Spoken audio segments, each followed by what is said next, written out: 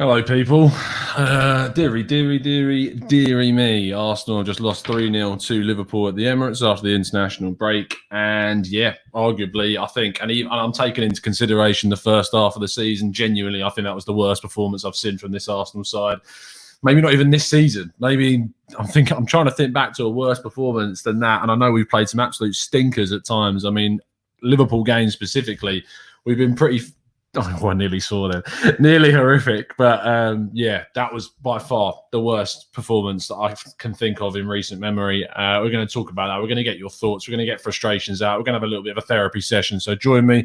Make sure you drop a like on the video. Subscribe to the channel if you're new. But let's crack on with it.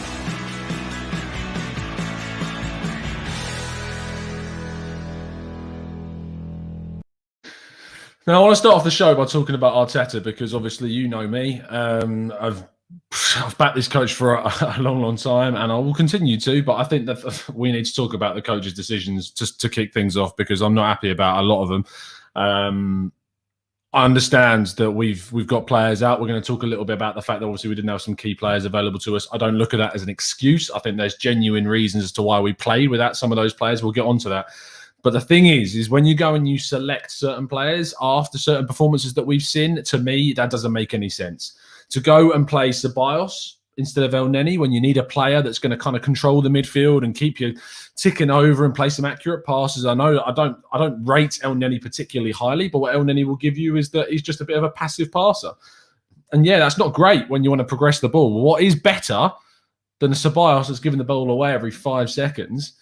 And I know that's hyperbole, but I don't care.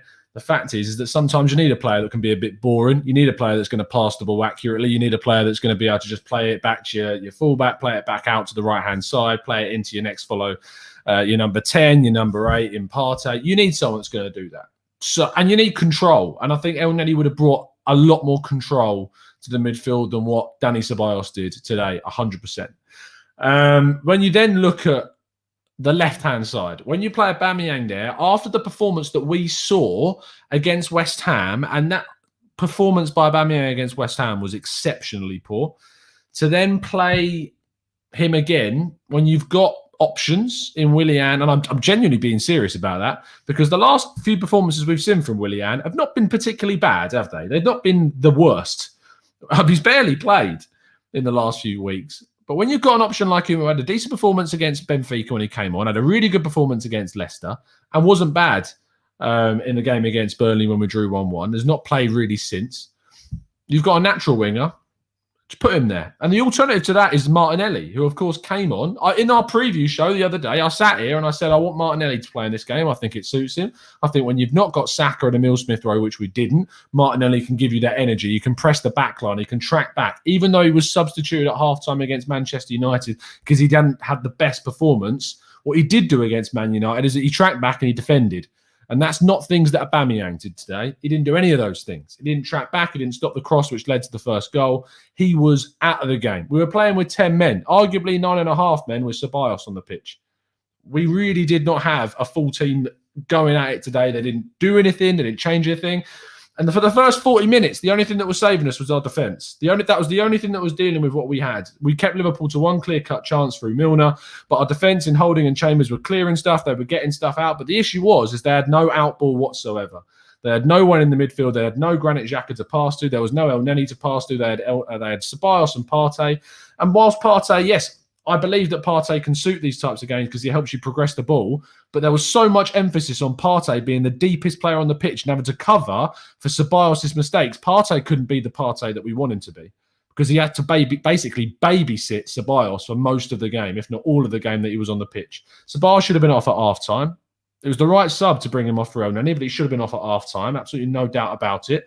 We'd have more control at the start of the second half, and by the time we'd made that change, Liverpool had gained too much advantage. They were able to bring on Jota, and it was way too late. It's absolutely awful. Awful. And Arteta takes a lot of the blame today. I'm genuinely thinking like 70, 80% of the blame goes to Arteta for that team selection because the game plan was really bad. Of course, he can't go out onto the pitch. He can't kick the ball or he can't kick the ball himself. I get all that. But you set up the team, you make those choices, and you got to stand by those choices, and you got those wrong. 100% got them wrong today. So there'll be no trust the process tweet going out today because if that is going to continue. He needs to learn from that. He needs to learn from those errors. And if Aubameyang plays against Slavia Prague, I'll be fuming. I'll be absolutely fuming. And the saddest thing is I have people tweeting me going on, why are you singling out Aubameyang? Thing is on Twitter is that you only get a certain amount of characters. And if you actually look down the Twitter feed, I've talked about a few other things. If you want to pinpoint certain tweets, that's your own fault. The fact of the matter is that we had issues across the board. Let's talk about some stuff. If you don't agree with what I'm saying, then please jump into the chat box and throw your opinions across. If you agree with what I'm saying, fair play to you, and let me know the reason why. But I want to get a discussion going. I want to get your thoughts. I want to hear what you think. If you don't agree with what I'm saying, tell me and explain your reasons. I really want to hear what you guys have got to say. Let's scroll up to the top of the chat and see what you guys are saying. Mitchell Balzan says, difference between Arteta and Klopp is if Ceballos was playing for a Klopp team, he would have been dragged off after 10 minutes. In the word of Neil Warnock, you have to die for 3 points. I haven't actually seen Klopp drag off a player, but maybe that's because his players are so good he's never had to really do it. Tom says, I really, really, really hope that Tierney isn't as seriously injured. He played on after the injury, which makes me think that it's not as serious as it possibly could be. But who knows with Kieran Tierney, and that shows that in January, if there's one thing that we did really do wrong was not bringing a natural left back. We really, really, really kind of messed up the bed on that one. It's probably fair to say. Tima Pesk says, Tom, Willian wouldn't have made a difference. The attitude was wrong, and that starts with our captain. Connor Leroy says Alba is spent. Simple. Invicta says that's for not doing a live stream with Hugh, you frauds. Yeah, I mean, I don't know what's happened to Hugh. I hope he's fine. I haven't heard from him at all. I was expecting to do the watch along, but I've heard nothing. So I'm hoping that he's all right and things are okay. But yeah, I've no idea why there was no watch along. Asowa says, trust the process, Tom. Yeah, 100%. I'm still with it. After that performance, I'm going, we'll talk about the reasons why I still think that happened, and obviously the differences that it makes. But yeah, we'll get on to that for sure. Craig Barlow says, Arteta cowardice football. If this was Emery, he would be sacked. Aubameyang invisible. Again, Jumberg said. Well, Craig, I would say that Emery got absolutely battered by Liverpool at Anfield and wasn't sacked for that. So I wouldn't go on with that. I think that's a bit reactionary. Glenn Cook says, as a teammate, it's got to be frustrating to see Ceballos consistently losing the ball, and you've got to exert twice as much energy to win it back from a team whose technically quality is exceptional. Matt G says, the fact that the hindsight of the first half was the hairstyles of Aubameyang and the referee shows how far we've fallen. Joseph Maseko says, the issue was tactically not with the key players we missed. What was the tactical approach? I didn't get it. I think that there's tactically, I don't think we were actually able to I don't think we saw a plan because of the personnel. But the thing is that you can't say that because of the personnel, the tactics weren't there, and therefore that's not on Arteta because he picks the team. So whatever tactics there were, I don't think we were able to use the tactics that we wanted to use. I've never seen a side look so offensively inept than I did tonight. We offered nothing. Didn't threaten once at all. It was real. I can't think of an attack where I was like, oh, yeah, like we nearly scored. I don't think there was one. I can't think of a single. I think Pepe had a header that was like very tame. That was it. We created absolutely nothing. Nothing at all. Really, really nothing. Kian says, Tom, I'm sorry, I know I always talk about him, but Bellerin is a better right back than Chambers. It's easy to say that when he's not on the pitch, mate. It's easy to say that. But speaking of players that weren't on the pitch, I don't want to hear from a single person anymore saying that Granit Xhaka needs to be sold, Granit Xhaka needs to go, because Granit Xhaka is so integral to this team. So integral to what we need to do. I'm sorry, but if you can't deal with 8 mistakes over 5 years, but he gives you a consistent performance and he gives you that outball, he gives you the play that ticks over. The amount of people I saw tweeting about this saying how much we miss Xhaka. Wake up and smell the coffee. We need this guy. And yet there's people out here wanting to sell him down the river and say we should sell him. You're mad. You are utterly mad if you think we should be selling Granit Xhaka, because without him, we see performances like this. Lacking in control, lacking in consistent passing. This guy averages 91.3% passing accuracy per game, and you want to see that gone. I get that you want to upgrade. I get you want to see someone better. So do I. I'd love to see someone better than Granit Xhaka, but who is that? Who is that is better than Granit Xhaka right now? Because it's going to take you a bloody lot of money to go and get someone better than this guy.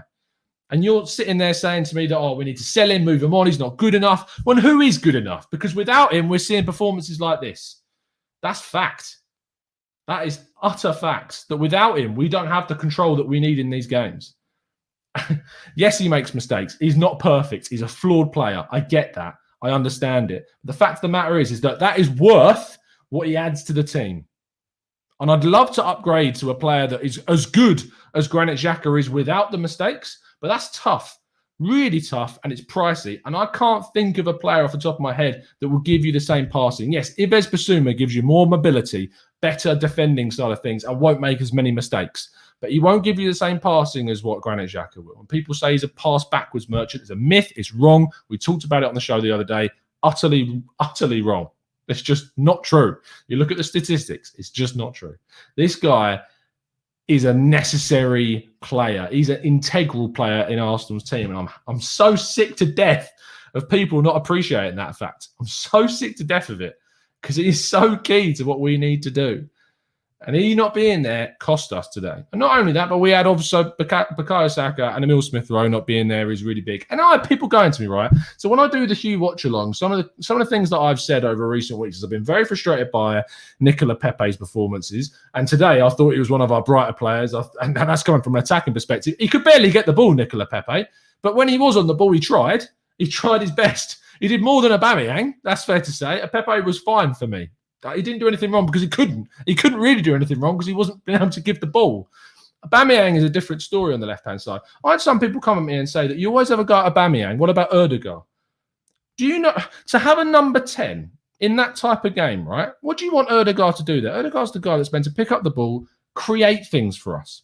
If we can't get the ball into the midfield because we've got no number 8s below Ødegaard that's going to get the ball to him in the right areas, if you've got no runners because your forward line's not moving, what do you want Ødegaard to do? What are you expecting? So don't come at me and say, you didn't say anything about Ødegaard.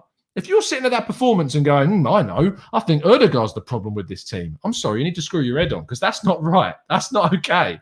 Ødegaard is not the problem with that performance at all. We lacked the control. We lacked the 8. We had no energy on the left-hand side. We then lost Tierney, which meant we had an unorthodox right-back who arguably could be and should really be our starting right-back, although that's not a dismay on Chambers, who I thought has been okay, to be fair to him. And for the first 40 minutes, I thought we defended well, and then things just went to put. Like, utterly just went. And as soon as we conceded, it was like, that's it, lads, no chance. And I don't, to be fair, if you look at that performance and go, Arsenal have conceded, do you see him getting back into the game? No. And I'm not advocating to say that it was okay to then go and concede 3 goals, but I understand the fact that why we did. It was pathetic. It was utterly pathetic of a performance today. We're going to talk about it on the podcast tomorrow as well. So make sure you tune in at 8:30 p.m. UK time. We'll be joined by a couple of guests and we're going to talk about that. I know that this is frustrating. I know that this is absolutely dreadful to talk about it, but I really appreciate if you could drop a like on the video and subscribe if you do. Dave says we weren't. What are you on about, Dave? Here we go. Dave says Pepe had 0 control of the ball in this game. To be fair, when he was on the ball, he lost it a few times, but he was trying to run because he had no options. Absolutely no options at all. The Brotherhood says Gravenberch would be a great Xhaka alternative. I'm sorry, Gravenberch, yeah, he's a great project. He's a great prospect, and he's going to probably be a world-class player one day. But the kid's 18 again. This kid is 18 years old, and he plays slightly further up the pitch. He's more of a number 8 compared to a number 6 than what Xhaka is. So no, it's not a replacement for him. He doesn't give you the control. Cookie Monster says we couldn't get the ball to Ødegaard at all. Big Dam's West Brom looks more dangerous than us. Big Down. I think you're Big Sam. Yeah. I don't know why I read that specifically that way. Glenn Cook says, I agree. Pepe worked hard, but he got doubled up every single time when he was on the ball. Added everyone in our team. John says, this was a really nice turn up for LFC. It was perfect for them. Great game for Liverpool today. Utterly given to them. Iron Cub says, both the team and the manager didn't have any guts today. Why wait so long for the Martinelli sub? I don't know, mate. I have no explanation why we waited so long for that change. Really, really, really, really poor. Ricky in the chat. They got Liverpool funds. A in the chat says, Tom, would you still trust the process if we finish 10th and get no European football? Look, mate, this team's terrible. The squad's dreadful. We've got no depth, no control, and you've got our best and most high-paid players in the team, Aubameyang, turning up and putting in performances like that, and you think another manager's going to go and get more from this team than we got tonight from that side? Because I don't think you're going to see it. I don't see anyone else coming in and seeing from that selected lineup, and that's the issue. But from that squad of players, I don't see more from this team. I don't see Arsenal going out and beating Liverpool under a different coach with that team that's gone out there. I don't agree with the selection at all. But I don't see another coach coming in and getting a better performance than that Arsenal squad. The squad is dreadful. We have a really poor squad, and people turn around to me and say that we have a better squad now than we did under Emery. But that's bollocks. That is just not true. That's just not true. You got Aubameyang playing like this, and like you got Aubameyang playing under Unai Emery, a younger Aubameyang fighting to get just signed for the club, still pushing forwards, trying to get goals in his prime, and you got Aubameyang at 31 that's just signed a new deal that's just willing to just chill. And you're telling me that that's a better Aubameyang for Arteta? I'm sorry, but it's just not true. You had Aaron Ramsey that gave you so much energy in the midfield. You had a younger Granit Xhaka at the same time. But I think that Granit Xhaka has gradually improved actually under Arteta and become even better. But the fact of the matter is that our midfield was miles better because we had obviously the likes of Ramsey, etc. We've had Partey now, but Partey's barely been fit. And I know that if Partey was fit for most of the season, we'd be in a much better position than we are now, that's for sure. But it's frustrating because we've got some good performances in us and we've played like we did against Chelsea on Boxing Day. We play that game. We play against Leicester. You compare that performance today against the performances we put in against Chelsea and we put in against Leicester and we put in against Spurs. And you look at the differences in the team selections of those games. But we had some key players in those matches and we didn't have key players in others. It's just frustrating for me. It really, really is so frustrating to see this team kind of just fall from grace when you don't have certain players in the lineup. And I'll tell you what.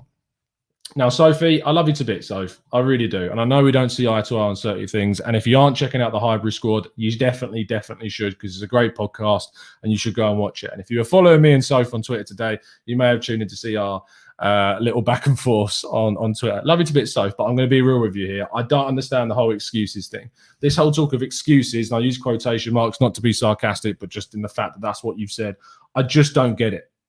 I don't get it. To turn around and say that me saying that Granit Xhaka not being there, that Saka not being there, that Smith Rowe not being there is excuses, and then to turn around and say that Liverpool did not have players as well. I'm sorry, but Liverpool had everyone in their front line available. Absolutely everyone in their front line. They had their best midfielders available to them as well, bar Henderson. And still, when you look at what was there, and Fabinho that can play in midfield, and Thiago Alcantara is arguably, in my opinion, before this season was the best centre mid in the world. I'm going to put myself out there. I think Thiago before this season at Bayern last season was the best centre mid in the world. He is that good. He's an unbelievably good centre midfielder. And I was gutted that Arsenal couldn't go out and get him. But, Liverpool, I mean, what you're going to pick is obvious choice. It's not an excuse because you've got a team at Arsenal that rely on the likes of Xhaka to take our play forwards, to drag the team forwards. You then got players like Saka and Smith Rowe that can do extra kind of the fluid play and bring you that movement, bring you that fluidity, and bring Ødegaard more into the game as well, so that we can actually get the ball into the offensive third. But if we can't do that, it doesn't matter that Van Dijk isn't there. It doesn't matter that Joel Matip isn't there. It doesn't matter that Joe Gomez isn't there. Because if you've still got all of your front line in Salah and Mane and Firmino, and then you can bring on Jota because Arsenal can't attack. They can't get at us. So let's bring on another attacker. It was the perfect game for Liverpool after the international break because Arsenal had none of the players that they needed to get the ball out. We desperately need to do big work. And this is why I'm not turning around and saying that we should sack Arteta now. Because what's available to Arteta now is not good enough.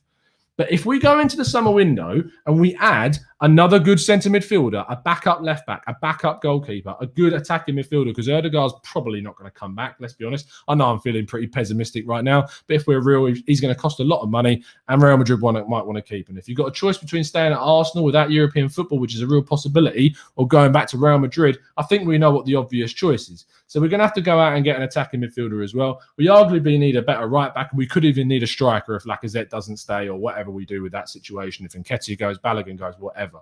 And you want to turn around to say that this squad is good enough and he should be doing better. I'm sorry, you're living on a different planet. This squad is dire. It's really poor. But the fact of the matter is, if we go out in the summer and we add those players, and in a year's time we're sitting here and we're still 10th, then fair enough. I'll hold my hands up and say, look, this ain't working. The process is not working. Let's change it. But right now, with what he's got, I'm sorry, he's working with blunt tools. They're just not good enough.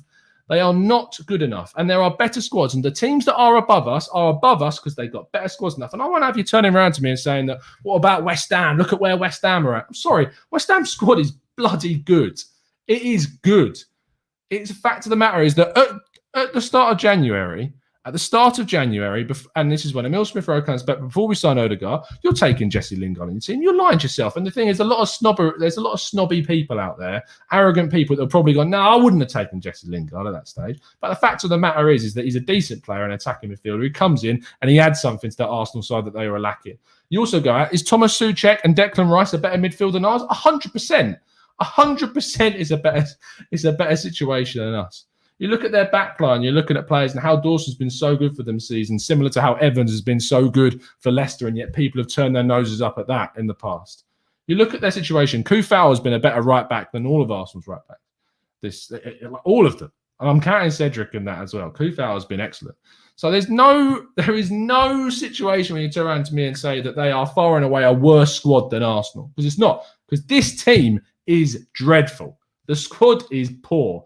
There are only a handful of players in this team that you would genuinely turn around and go, look, I would really want to keep those guys. If you're being genuinely honest with yourself and thinking, are these players good enough for Arsenal? You go through the team and you go, right, which players are actually good enough for Arsenal? Leno, I think the jury's out.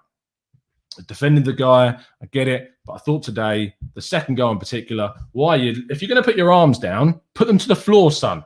Stop yourself from getting nutmegged. Don't just hold them in air like they're dangling. Put them to the floor, son. I don't understand what you're doing.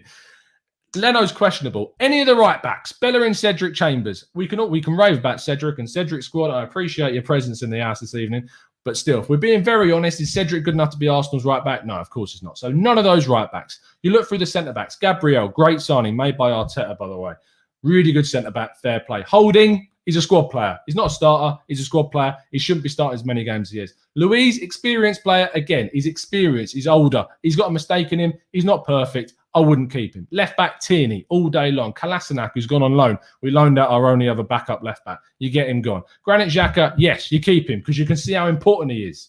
I'm not going to say it again. He's important and you keep him. Thomas Partey, yeah, you keep him. So what are we on there? We're on 4. So you keep Xhaka, you keep Partey, you keep Tierney, and you keep, what's his face? Gabriel. We move into the forward line. Bukayo Saka, one available today, you keep him. Smith-Rowe, you keep him. Odegaard is not our player, so we can't talk about him. Aubameyang and Lacazette. All right now, I ain't keeping the pair of them. I ain't keeping any of them. I can go and go get someone else in because I actually go get someone else put a shift in for us. Lacazette may be a little bit harsh, but I don't think he's good enough, really. Is he progressed as further than Olivier Giroud? No, he's not progressed as further than Olivier Giroud at all. We haven't got any better in the striking department with Lacazette than we did with Olivier Giroud in the house. We just didn't. So we're on what? How many players we got there? So we got 6. You got Bukayo Saka, you got Emile Smith-Rowe, you've got Martinelli, probably as a prospect to keep coming through. But again, I don't think he's good enough to be Arsenal's starter right now. In the future, develop him, keep him going. He's a 19-year-old, but he's not on Saka's level at 19. Let's be real. I know you guys love him. I love him too. I love his energy. I love everything. But he's not good enough to be starting week in, week out. He shouldn't be. He shouldn't be starting week in, week out because we should have someone better than him right now. Nicola Pepe, 72 million. No, not good enough. Not good enough. Yeah, maybe for 20 to 30 million quid, if we'd have got him in and the output that he's given us, yeah, I'd be like, that's all right, sign him for 20 to 30 million. But 72 million? No, thank you. No, thank you. I'm sorry, but it's the squad is dreadful. You people are sitting here telling me that we're better than where we are right now. I'm literally looking at our squad and saying I'll keep 6 players. 6 players. That's it. That's all I'm keeping. And yet I'm being told that this squad should be doing better than it is. If you look at Everton's squad, do you think Ancelotti's turning around to half of his squad and saying I wouldn't keep him? If you actually go through that squad, you're being like, should I keep those guys? Are you keeping Godfrey? Yes. Are you keeping Mina? Yes. Are you keeping Dean? Yes. Decore? Yes. Allen? Yes. James Rodriguez after the season, he's up and down. Calvert-Lewin? Yes. Richarlison? Yes. Sigurdsson's come in the second half of the season, done brilliantly. Are you keeping those guys? Yes. You're already ahead. West Ham, you go through their team and how they've performed this season. Are you keeping Fabianski? He's been absolutely solid. Are you keeping Kufau? Yes. Are you keeping Balbuena? Are you keeping Dawson? Well, they've been good this season, so you keep them. Are you keeping Cresswell? Obviously. Are you keeping Souček and Rice? Obviously. Are you keeping Lingard? You try to if he was on loan. Antonio? Yes. Bowen? Yes. Benrahma? Yes. You're keeping these guys. And I'm sitting here looking at Arsenal's squad and saying, I'd keep 6. I'd keep 6 players. That's all I'm keeping. And yet apparently I'm told that this squad's better than 9th. It's better than 9th. No, it's not. It's not better than 9th, is it? If we're being genuinely real, we're sitting. And yet this manager got an FA Cup from this squad. And you want to go, get rid. Get rid, because this squad should be better than where it is. It's not, though, is it? We're being really real. If we're being honest, it's not. If we can get a Europa League win, it's a miracle. It'd be an absolute miracle to get something. Absolutely. Oh, man, I need a drink. Oh, wow. Unbelievable. How far have we fallen, boys and girls? How far have we fallen? Really, really, really, really, really, really, really. Now, DJ, I know there's a little bit of sarcasm in your voice there, son. Now, nothing is the manager's fault. If you tuned at the start of the show, that's not what I'm saying. I'm not saying nothing. I'm not saying that this is nothing about the manager, because he's got to buck his ideas up. He's got to improve. He's got to make some better decisions. If we're clear, if we're honest, he has to make some better choices. I see what we're trying to do. I see the process. Obviously, you wouldn't guess that today, but I see it. I see what we're trying to change. I see what we're trying to do. But the thing is that he has to improve still. But I don't see another coach looking at this squad and going, I'm looking at this squad and going, oh, yeah, I can tell you what, this is top four. This is top four worthy. And you get people going, oh, sorry, my standards are higher. We should be doing better than this. This is Arsenal. We should be in the top four. Yeah, I agree with you. We're Arsenal. We should be in the top four. But actually, if you look at the list of players that we got, should we be in top four with those guys? Are you really thinking? If any coach got top four with this squad of players, you can't tell me that wouldn't be an incredible achievement. An absolutely incredible achievement. Pezguna says, can you explain what you say you can see? Okay, that's a fair question, Pez, and I will answer your question.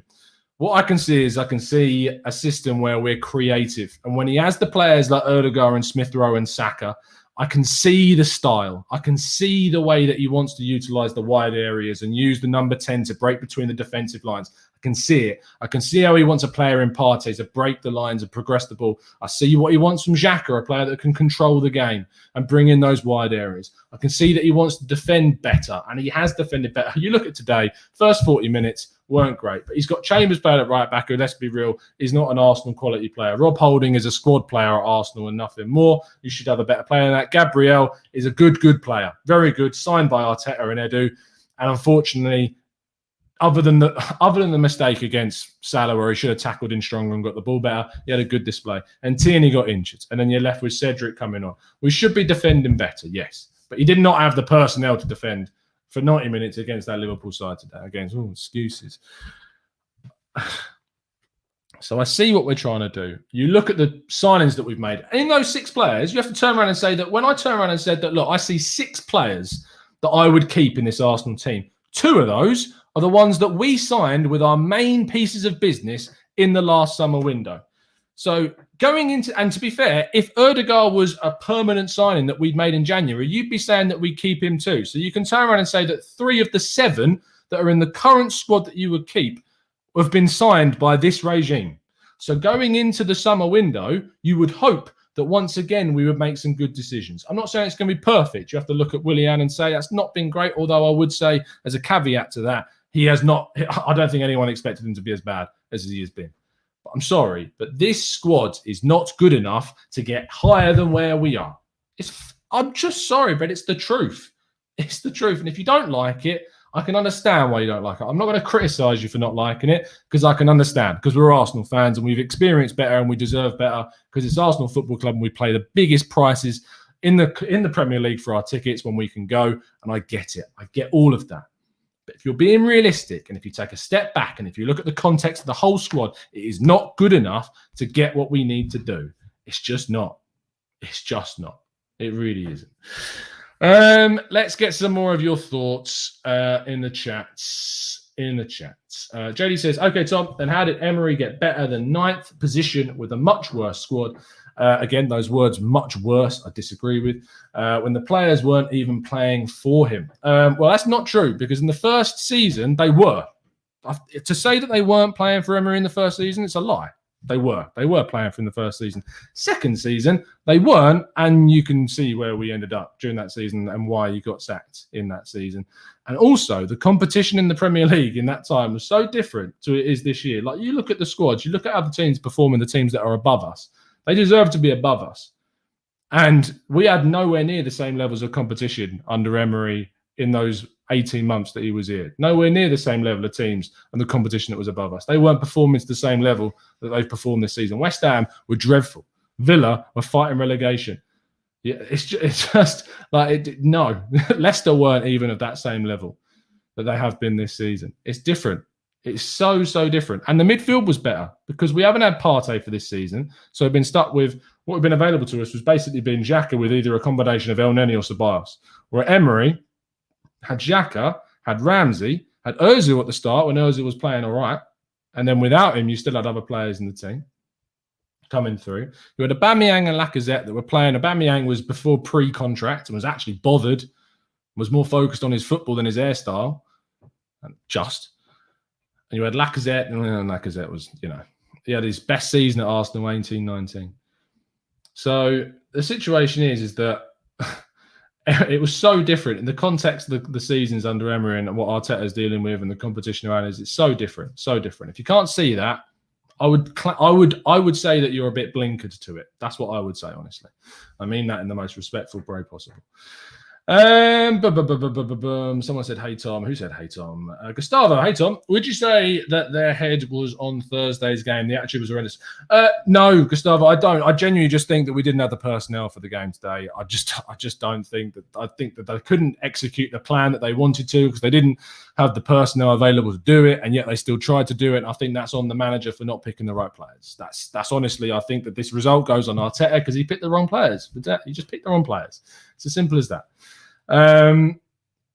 Tabella says, Tom, it's about making your players good. Lots of people know and think West Ham have good players because Moyes improved them. Arteta is not improving enough players.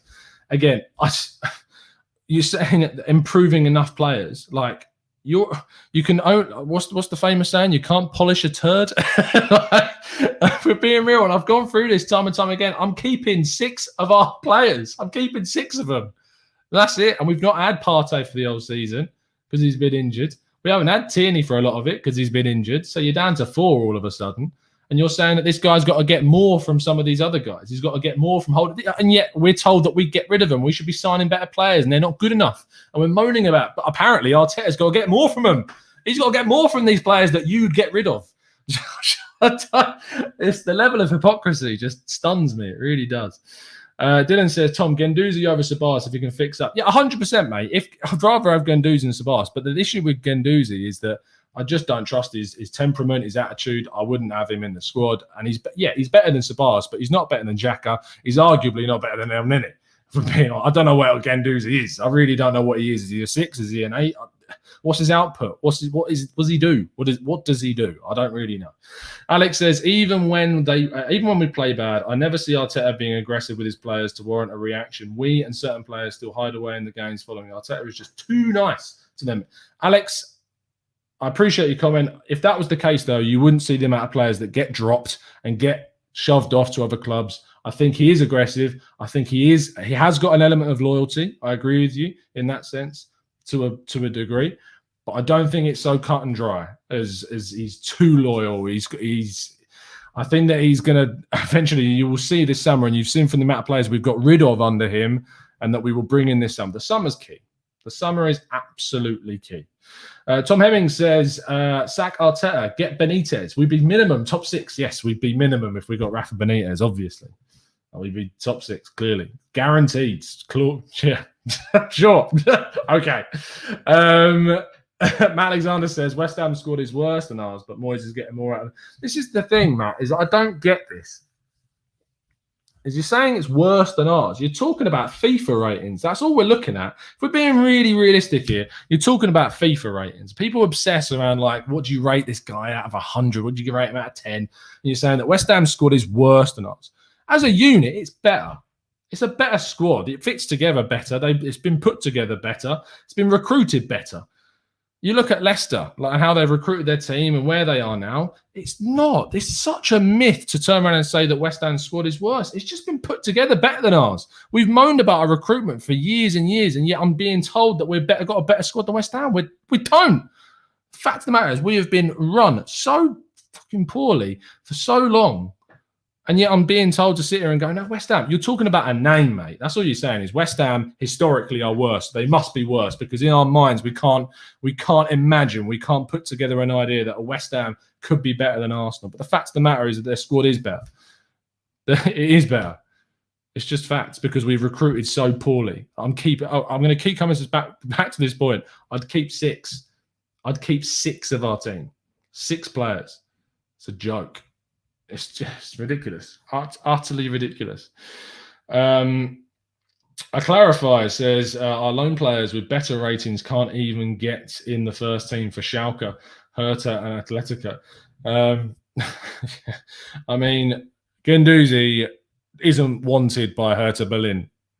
And yet I'm told that we have got to keep him. He's not wanted by them. A relegation battling Bundesliga team, yet we should keep Guendouzi. A great idea. Atletico Madrid, we should keep Torreira. He doesn't get into their team. That's the level we want to be. We want to be on Atletico's level. So surely we should be signing players like Partey that get into their team. Torreira, he can go. Because you don't get into their team, so he shouldn't get into ours. Vincenzo says the 2 Czech players, Souček and Kufal, that West Ham brought in are absolutely brilliant. It's just, honestly, we just need, and thank you, Matt. I'll see your reply. Appreciate it. It's just so, man. Oh man, it's just people just I can't deal with the lack of foresight and the lack of context that people don't apply to things. It really frustrates me. It really frustrates me. Really, really gets on me. It really does. Oh man. Fabello says you would keep more of these players if Arteta could actually coach these players to a level. Mate, we beat Chelsea and City on our way to a cup final and you're telling me that he can't coach these players. If he couldn't coach these players, we wouldn't be sitting with a trophy in the bank. Oh, mate, honestly, just the reactionary nature of some of the comments, man, they're driving me. Clip this. Tom's lost it. Tom's gone.